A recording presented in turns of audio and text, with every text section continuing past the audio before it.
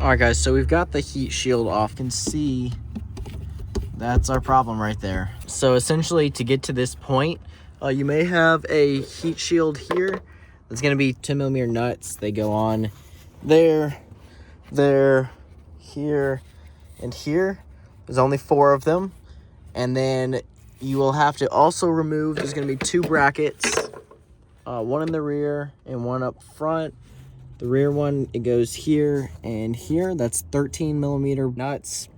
And the front one is here and here, also 13mm. Once you take those out, you can kind of rotate that heat shield and pull it out this left side because there's a lot more space there. Next up, we're going to get a Sawzall and we're going to cut one of these ears off. Once that's cut, then we can go ahead and unbolt them and then cut this old one off. All right, guys, so you can see here, just made the first cut straight through here, and now we can break this loose. All right, so we've got that one out, and then we took this one out as well.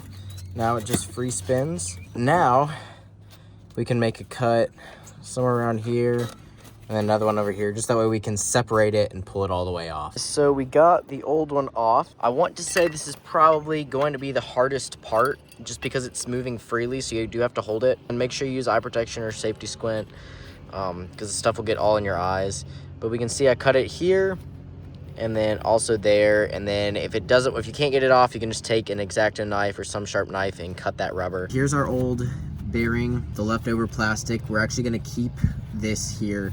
We're not getting rid of that. This is also a great time. Go ahead and check this bearing, make sure this bearing is fine.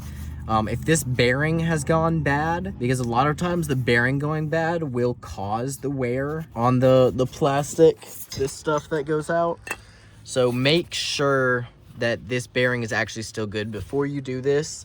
Otherwise, you'll need a new drive shaft or to replace this bearing. Guys, so our next step, we're gonna take some silicone grease and we're going to put it all around this rubber on this bearing here. This will just also be one more thing that will help with wear on this.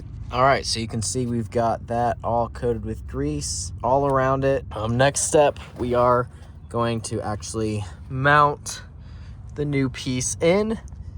So let's see how to do that. So we do have the new bracket on. As you can see, there's a little bit of a gap here that's perfectly normal, just because it's fitting around the original bearing.